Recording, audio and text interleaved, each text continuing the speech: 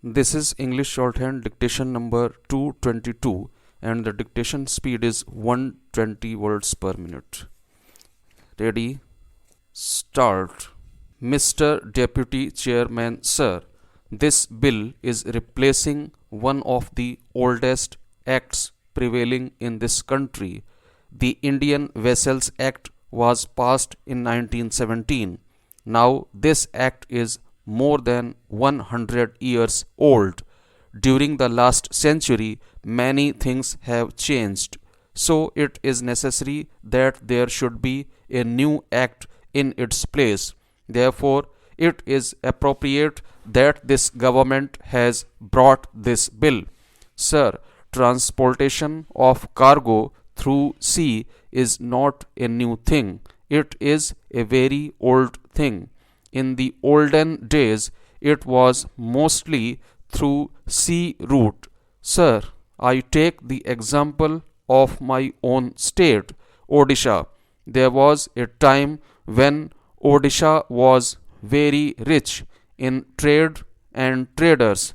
The businessmen of Odisha used to export textiles, food grains, and so many things through ships from Odisha to different countries. They brought so much fortune to Odisha during those days.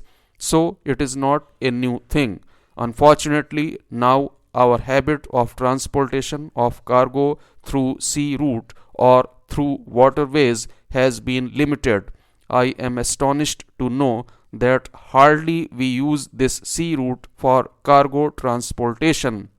I think it is less than 1% of the total cargo business. Therefore, sir, we should give much emphasis on this because when we do cargo transportation through sea route or waterways, we pollute less and oil consumption is also less, which is beneficial for the country. One question arises that when the state government under the earlier act was authorized to frame the needful rules and control the shipping, why everything has been centralized? I was also under this misconception, but after going through the bill, my mind is very clear. Now, under this act also, not many things have been centralized. The state governments will be making their own rules and implementing them on ground. Therefore, there is nothing wrong in the bill. As I said, sir, less than 1% of the total traffic in India is through inland waterways, though in the United States 21% is through sea route or inland waterways. Therefore, we should try as far as possible to use our waterways because all our road transport is congested, all our air transport is congested. Therefore, I welcome this bill. One or two very good provisions are there in this bill. I will cite only one example regarding penalty. One good provision in this bill is that if a vessel master abstains from rendering assistance to a nearby ship in distress under the distress clause, he will be penalized with a fine of rupees 10,000. The provisions in the bill are very welcome. So, this bill is informative. This bill is very bold and is a game changer to the present law, the Inland Vessels Act of 1917. Sir, I rise to support the Inland Vessels Bill 2021. The bill replaces one of the oldest acts, that is the Inland Vessels Act 1917. The country has so many rivers and canals. As per the government records, a total of 4,000 kilometers of inland waterways have been operationalized so far. After 72 years of independence, we are unable to utilize inland waterways. Around 111 waterways have been declared as the national waterways as per the National Waterways Act. the inland water transport in the country is a fuel-efficient and eco-friendly mode, moving around 55 million tons of cargo. However, the inland waterways transport in India is highly underutilized as compared to the developed countries. Particularly, I wanted to say that this bill is a unified law for the entire country instead of having separate rules and regulations framed by the states. But the entire control is in the hands of the center. There is no role for the states. I request the government of India that there should be some role for the states also, because there are a lot of waterways in the states. I want to make another point. The operational inland waterways transporters are limited in Godavari and Krishna rivers. I request the government of India to develop more waterways in Telangana.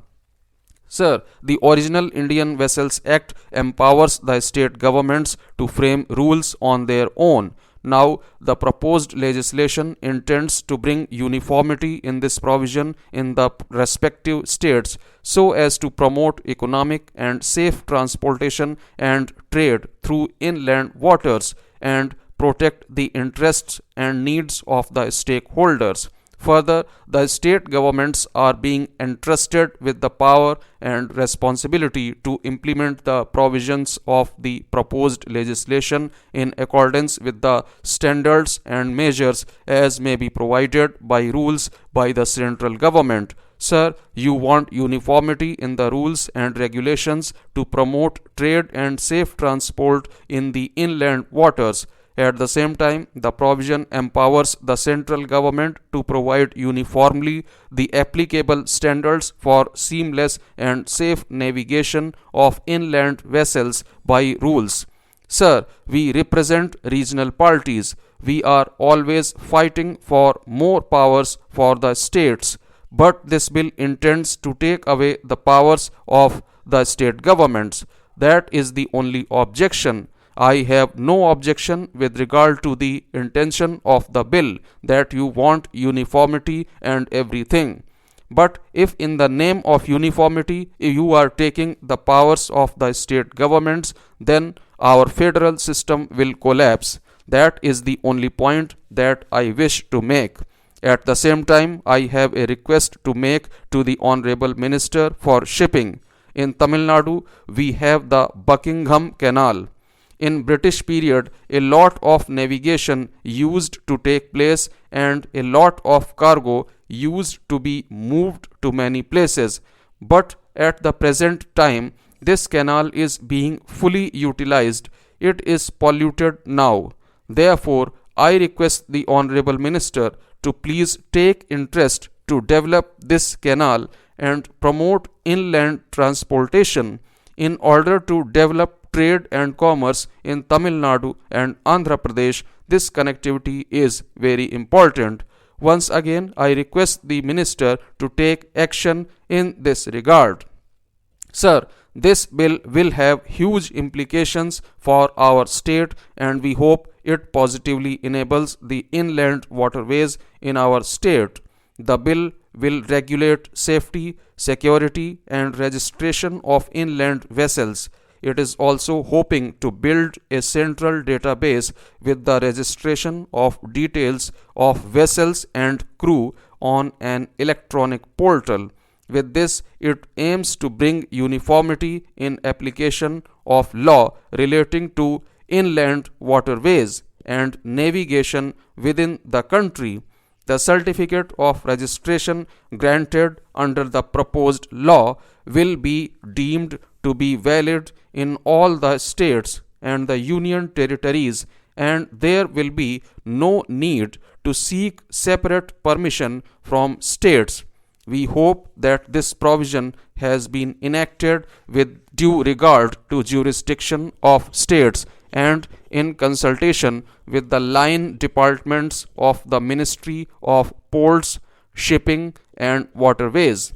Any loss of revenue must also be compensated for the first 5 years by the central government to the respective states.